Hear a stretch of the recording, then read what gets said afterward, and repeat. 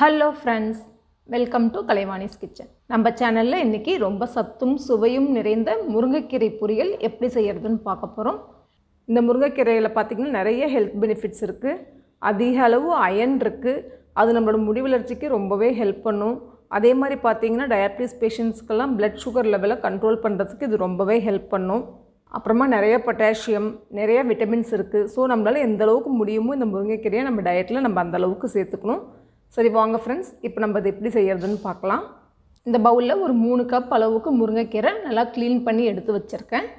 இப்போ இதை நம்ம நல்லா ஒரு 2 தடவை வாஷ் பண்ணி எடுத்துக்கலாம். அதே மாதிரி எப்போயுமே முருங்கைக்கீரை நம்ம இந்த மாதிரி ஜல்லடையில் போட்டு வாஷ் பண்ணால் நம்ம கீரை வேஸ்ட் ஆகாமல் வாஷ் பண்ணிக்கலாம். அதனால் எப்போயுமே இந்த மாதிரி ஜல்லடையில் போட்டு வாஷ் பண்ணிக்கோங்க. அடுத்ததாக ஒரு கடாயை சூடு பண்ணிவிட்டு இதில் 3 டேபிள் ஸ்பூன் அளவுக்கு வறுக்காத வேர்க்கடலை சேர்த்துக்கிறேன். ஸ்டவ் வந்து லோ டு மீடியம் ஃப்ளேமில் வச்சுட்டு நல்லா நிதானமாக வறுத்தா அந்த வேர்க்கடலை நல்லா சீராக வறுப்படும். நடுவில் கொஞ்சம் அப்பப்போ கலந்து விட்டுக்கோங்க. அதே மாதிரி வேர்க்கடலையை வந்து ரொம்ப தோலெல்லாம் கருப்பாகிற அளவுக்கு வறுக்கக்கூடாது. இந்த எல்லா வேர்க்கடலையோட தோல் வந்து நல்லா பிரிய ஆரம்பிக்குது பாருங்கள். இந்த ஸ்டேஜ் கரெக்டான பதம். இப்போ ஸ்டவ்வை ஆஃப் பண்ணிவிட்டு இதை ஒரு பவுலுக்கு ட்ரான்ஸ்ஃபர் பண்ணிக்கலாம். நல்லா ஆறின உடனே தோலெல்லாம் நீக்கி க்ளீன் பண்ணிவிடுங்க. இப்போ அடுத்ததாக இதே கடாயில் ஸ்டவ்வை ஆன் பண்ண வேண்டியதில்லை. அந்த கடாயோட சூடே போதும். ஒரு 5 காஞ்ச மிளகாய் சேர்த்துக்கலாம். இப்போ இந்த கடாயில் இருக்க சூடே போதும். பாருங்கள், மிளகாய் நல்லா உப்பி வருது. இந்த அளவுக்கு மிளகாய் வந்து வறுத்தா போதும்.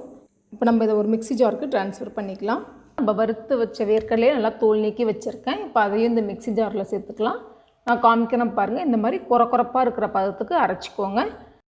அடுத்தா ஒரு கடாயை சூடு பண்ணிக்கலாம். கடாய் சூடானதும் அதில் 1 டேபிள் ஸ்பூன் அளவுக்கு எண்ணெய் சேர்த்துக்கிறேன்.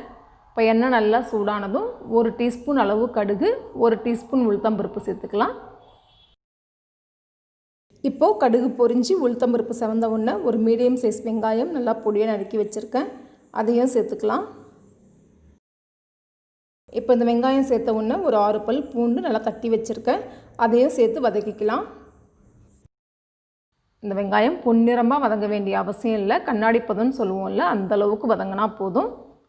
1/4 டீஸ்பூன் அளவுக்கு மஞ்சள் தூள் சேர்த்துக்கலாம். இப்போ மஞ்சள் தூளும் சேர்த்து வதக்கிட்டு நம்ம ரெடி பண்ணி வச்சுருந்த முருங்கைக்கீரையும் சேர்த்துக்கலாம்.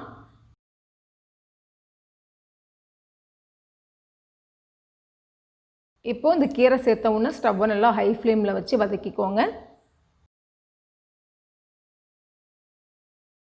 சம்டைம்ஸ் பார்த்திங்கன்னா தண்ணி கீரையில் ஊறி வரும், ஆனால் தண்ணி எதுவும் ஊறி வரல. அதனால் கொஞ்சமாக வேகிறதுக்காக 1 டேபிள் ஸ்பூன் அளவுக்கு தண்ணியை தெளிச்சிக்கலாம். கீரை பாருங்கள், இப்போ நம்ம சேர்த்ததுக்கும் இப்போ பார்த்திங்கன்னா பாதி அளவுக்கு நல்லா சுருங்கி வெந்திருக்கு. தேவையான அளவு உப்பு சேர்த்துக்கலாம். எப்பயுமே எந்த ஒரு கீரைக்குமே நம்ம கீரை வந்து நல்லா ஓரளவுக்கு வெந்த உடனே தான் நம்ம உப்பை சேர்க்கணும். ஃபஸ்ட்டே சேர்த்தோன்னா நம்மளுக்கு கரெக்டான அளவு தெரியாது. ஃபஸ்ட்டு பார்த்திங்கன்னா கீரை நிறைய இருக்கிற மாதிரி இருக்கும்.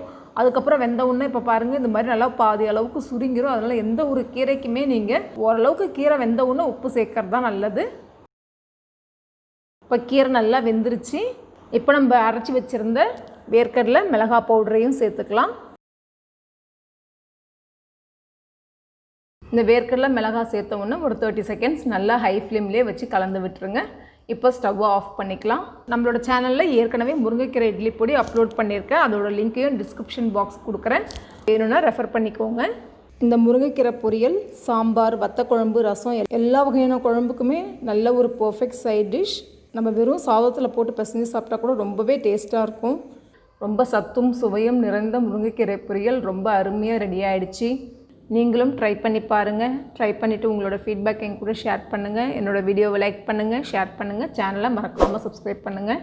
மீண்டும் இன்னொரு இன்ட்ரெஸ்டிங் ரெசிபியோடு உங்களை சந்திக்கிறேன்.